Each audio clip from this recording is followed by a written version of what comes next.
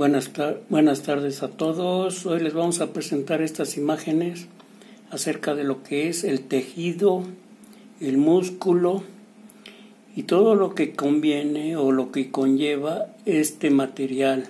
En este caso vamos a mencionar una parte del pollo. En este caso hablamos de la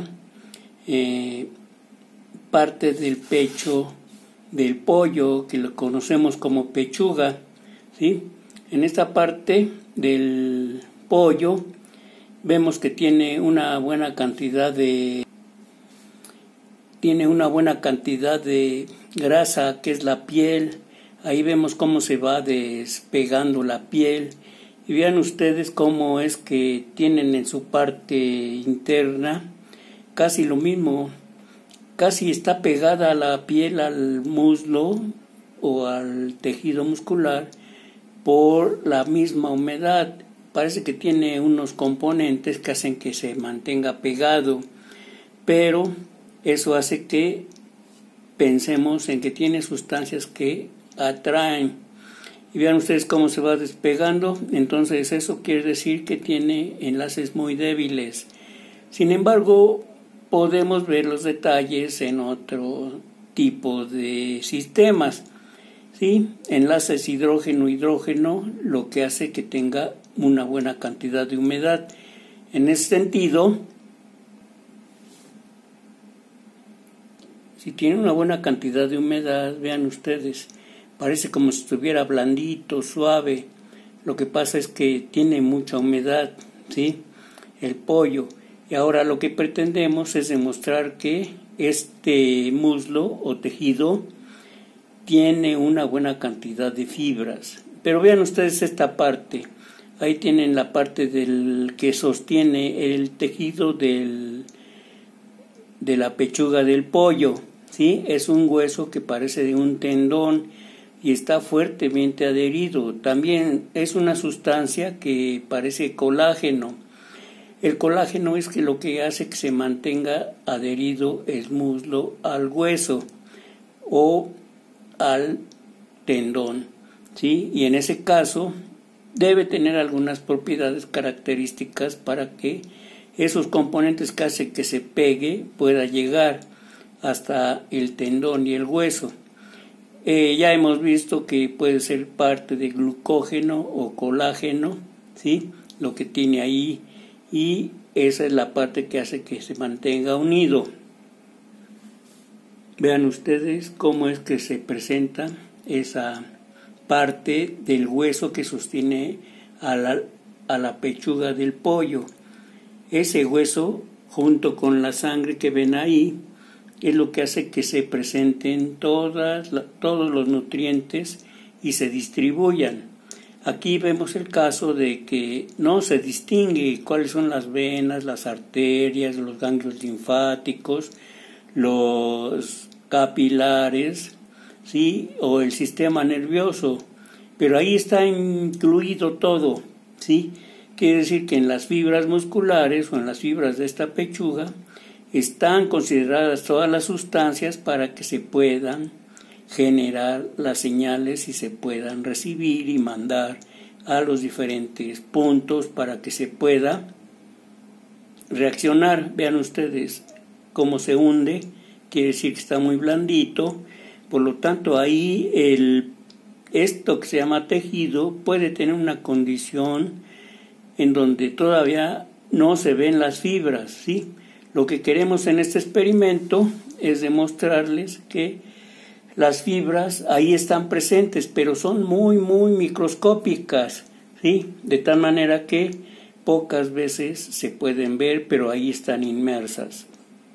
Si lo asociamos con el cuerpo humano, también esa parte del tejido muscular tiene fibras y está muy blandito, como ustedes lo pueden observar en algunas partes del brazo o de la pierna, o de, por ejemplo, la espalda, los hombros. Es tejido blando, todo está muy húmedo o tiene diferentes líquidos. Vean ustedes ahora cómo se presenta la pechuga de pollo una vez que ya está suficientemente hervida. parece ser que ahora sí se notan las fibras, ¿sí? Las fibras que hacen que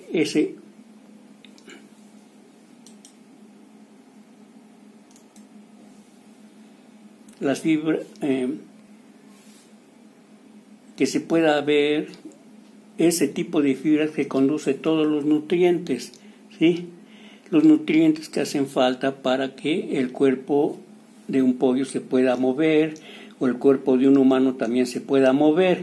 Es por eso que les presentamos estas imágenes para que ustedes tengan idea de que sí tiene un límite. Vean ustedes ahí, parece que están contadas las fibras, ¿sí? Sin embargo, cuando hacemos el otro proceso de separar fibra por fibra, no es tan sencillo, de tal manera que una fibra puede ser muy delgadita o muy gruesa, como las que se observan aquí. Ahí las fibras se ven gruesas, pero también hay fibras muy delgaditas que hacen que se pueda apreciar más el tejido y las fibras, que es lo que hace que por las fibras se transmitan o se conduzcan todos los nutrientes del cuerpo humano.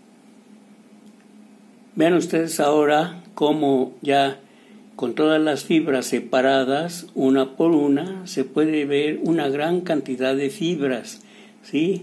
Una gran cantidad de fibras que, como vimos en el ejemplo de las fibras como reactores tubulares o como tubos, sí se alcanzan los miles en una cantidad pequeña de material, en este caso de pechuga, ¿sí? Se alcanzan los miles de fibras, que es ahí donde ocurre toda la transferencia de los nutrientes para que se puedan procesar y se puedan mandar las señales a todo el cuerpo. Otra vez, ahí están incluidos todos los nutrientes que ustedes se imaginen: carbohidratos, grasas, proteínas, vitaminas, minerales, agua, ¿sí? Y otros componentes que pudieran ser como los aminoácidos, ¿sí? Entonces lo que queremos es que tengan una idea de que esto tiene un límite. Acuérdense la figura inicial. En la figura inicial veíamos cómo tiene una cantidad de pechuga. Ven ustedes de nuevo la figura de la pechuga, ¿sí? Es de tamaño definido. Ahí, por ejemplo, puede pesar medio kilo o algo así. Entonces, en medio kilo ya vimos una idea en el video de venas y arterias pasado de que puede haber miles de fibras que están haciendo todo el proceso de transferencia de nutrientes para el cuerpo humano. Ven ustedes una de las imágenes anteriores, cómo es que se ve que la pechuga tiene una cantidad definida, ¿sí? En masa, por lo tanto una cantidad también definida en tejido muscular y en fibras, que ya las calculamos y que pueden llegar a ser unos miles. Imagínense si hay unas 20,000 fibras ahí, y en la otra parte, esa es una mitad de pechuga, y en la otra mitad otras 20,000. Y así van contando por partes del pollo o por partes del cuerpo.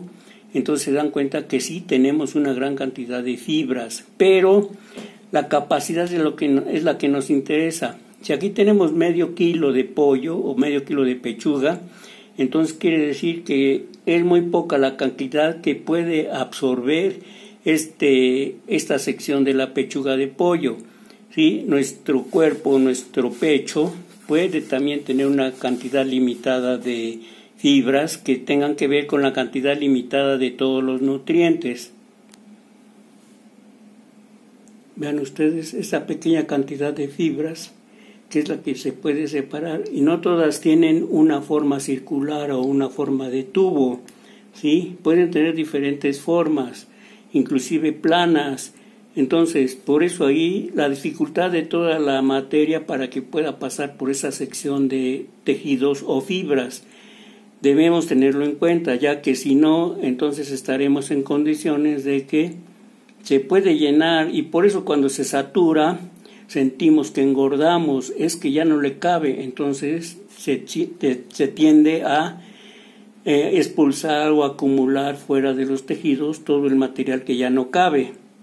Vean ustedes otra vez esa sección que muestra cómo si se marcan las fibras en el tejido, lo que quiere decir que sí estamos en una buena idea de pensar que todos los nutrientes pasan a través de tejidos y sí se comportan con verdaderos tubos o tubitos de diámetro capilar muy pequeño que hace que se transfieran todos los nutrientes. Vean ustedes otra vez cómo se forman todos los tejidos y no se pueden cortar largos como uno quisiera. Se tienen que tener una idea de que sí son largos y de que sí son rectos, ¿sí? Para que se pueda hacer una transferencia.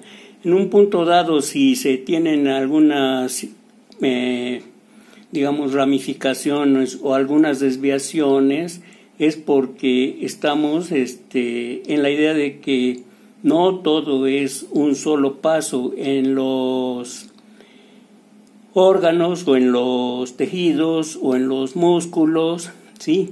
Y las fibras no siguen un solo curso, también puede cambiar. Eso es lo interesante del cuerpo humano, que si las fibras cambian de posición o de longitud o de dirección, esa es la causa de por qué muchos nutrientes llegan adecuadamente a todo el cuerpo humano.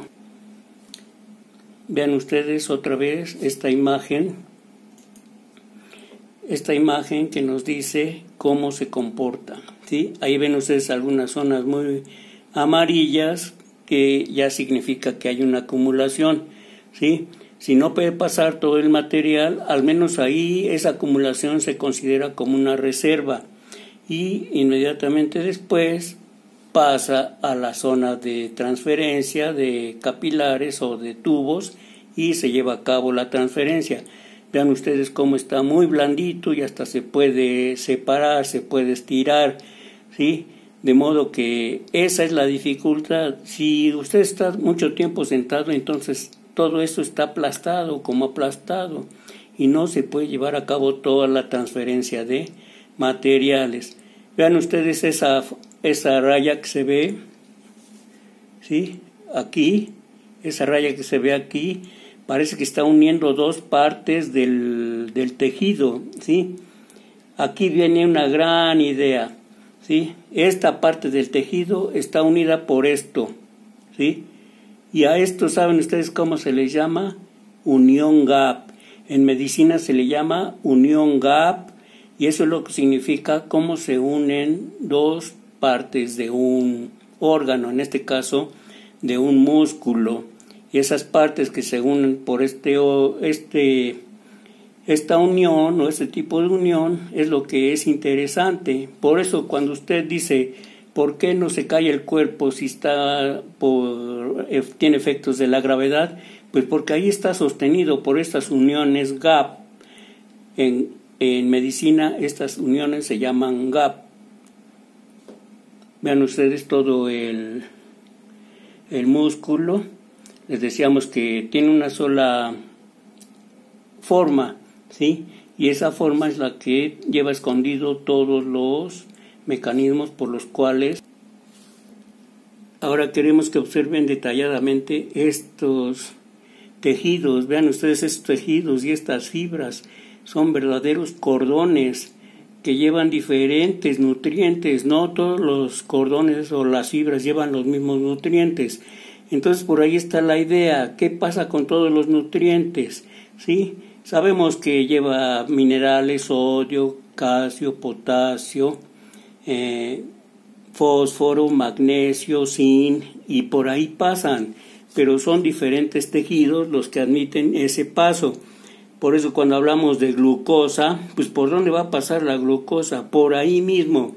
Tiene que haber algunos canales adecuados o algunas fibras adecuadas para que solamente pase glucosa, solamente pasen proteínas o solamente pase grasa, como vimos en la figura anterior, que se acumula la grasa. Entonces por ahí hay una sección de fibras en donde no pasa grasa, ¿sí? Entonces el cuerpo humano o todo lo que son los tejidos de los músculos son perfectamente selectivos, seleccionan los materiales que llevan los nutrientes para dirigirlos hacia donde hace falta o hacia donde manda la señal del sistema nervioso.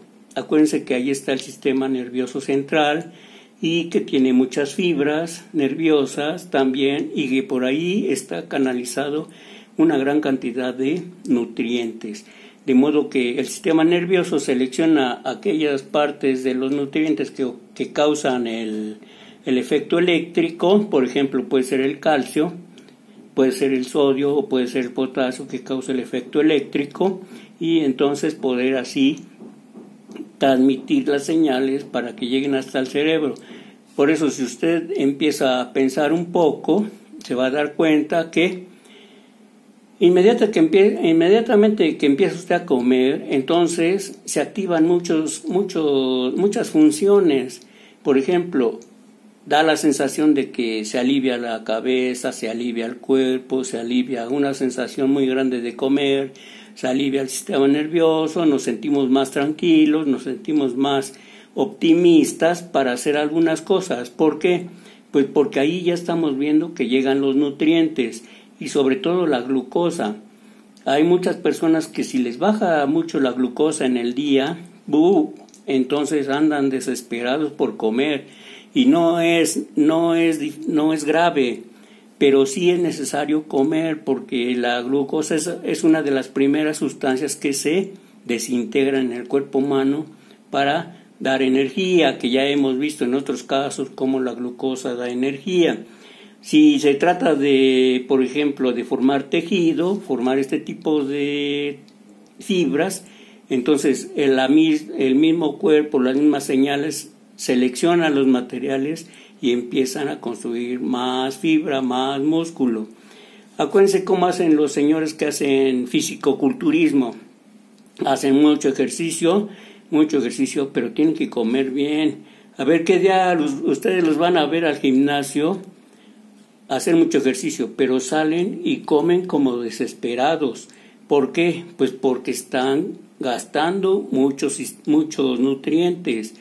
Y en ese caso los fisicoculturistas son los que quieren que se forme más tejido, más fibra, más músculo, para que después se vea cómo se inflama, ¿sí? Entonces, esa condición de fisicoculturismo, de que se inflaman los brazos, se inflaman los músculos y se ven así muy grandes o fuertes, es porque también se está venciendo o se está eliminando un componente que hace que ya no se detenga la inflamación. Es decir, en los nutrientes tenemos antiinflamatorios, ¿sí? Esos antiinflamatorios es lo que hacen que el cuerpo no se inflame, ¿sí? Cuando por alguna razón hay algún peligro, hay alguna infección, manda la señal al sistema nervioso, ¿sí? Y manda la señal también para que se genere una sustancia inflamatoria en el cuerpo, señal de que hay una infección. Cualquier señal que sea de peligro es una infección para el cuerpo humano. Entonces, los señores que hacen fisicoculturismo y que se ven muy fuertes, muy musculosos, con mucho brazo, con mucha pierna, es porque ya vencieron ese efecto del cuerpo humano de antiinflamatorios. Y si no vencen, y para vencer ese efecto antiinflamatorio, tienen que eliminar ese componente para que se pueda inflamar el cuerpo o los tejidos o los músculos. Se ve agradable, pero ya puede usted pensar que si ya eliminaron un componente para esa función de la inflamación, entonces también hay un peligro. Hay un peligro que se quite ese componente antiinflamatorio. Pero la idea es esa, que usted tome en cuenta que se puede jugar con el cuerpo humano tanto como uno quisiera. Y lo mejor, lo más viable, es que tomemos en cuenta que se pueden controlar algunas cosas. Imagínese usted esta zona que vimos muy llena, muy amarilla, como de grasa, pues es porque hay que vencerla, hay que dejar de comer, hay que dejar de de descansar o de hacer vida sedentaria. Hay que hacer ejercicio para que circule. Acuérdese que los músculos con el ejercicio se estiran y se encogen, se estiran y se encogen. Son golpes de presión y descanso, presión y descanso, presión y descanso. Entonces, cuando eso ocurre, entonces estamos haciendo que todo fluya. Si todo fluye, entonces sí, el ejercicio nos va a causar mucha hambre, el ejercicio nos va a causar mucho cansancio, el ejercicio nos va a hacer que baje la glucosa, baje la presión, bajen algunos componentes como el sodio. Entonces, sí estaremos aliviados de algunas enfermedades. Por ejemplo, si baja la glucosa, estaremos sintiendo alivio de la diabetes. Si baja el sodio, estaremos sintiendo alivio de la presión. Si baja el antiinflamatorio, estaremos sintiendo alivio de algunas infecciones. Entonces, por ahí nuestra idea es que ustedes empiecen a jugar con esto del cuerpo humano, con los tejidos, con las fibras, con los tubos capilares, para que tengan una idea de que sí se puede controlar el cuerpo humano con algunas acciones. Y esas acciones son las que tienen que tomar muy en cuenta. No esperen la solución con medicina. ¿Por qué? Porque imagínense la parte amarilla de grasa que ya vimos. Si usted quiere bajar la grasa con alguna sustancia médica, ¿qué va a pasar? Pues le va a impedir comer grasa, ¿sí? O le va a causar una disminución de grasa en esa parte donde hay grasa. Si le causa disminución de grasa, ya lo vimos, causa efectos, digamos, desastrosos, porque ahí donde se requiere la grasa no va a haber grasita. Sí, sí debe haber grasita, pero en pequeñas cantidades, en cantidades muy medibles, para que no pueda haber efectos secundarios. Por eso, bajar la grasa con medicamentos puede tener sus dudas. Bajar la grasa con alimentos puede ser mejor. ¿Qué es mejor para bajar la grasa? Lo más recomendable desde nuestro punto de vista es que después de cada alimento, lo que sea que usted coma, después de cada alimento debe usted de comer algunos pedazos de nuez, algunos pedazos de almendras, algunos pedazos o algunos cacahuates, algunas partes de avellanas. Esos tres componentes, nuez, almendras y avellanas, bajan muy bien las grasas, ¿sí? Si usted aprovecha también para comer avena, entonces van a bajar muy bien las grasas, y por ahí no es necesario que recurra a los medicamentos o a las sustancias médicas para bajar un poco de la grasa. Entonces, con esto queremos darles buenas ideas. Gracias, adiós, suscríbanse a mi canal, cualquier duda, mándenla.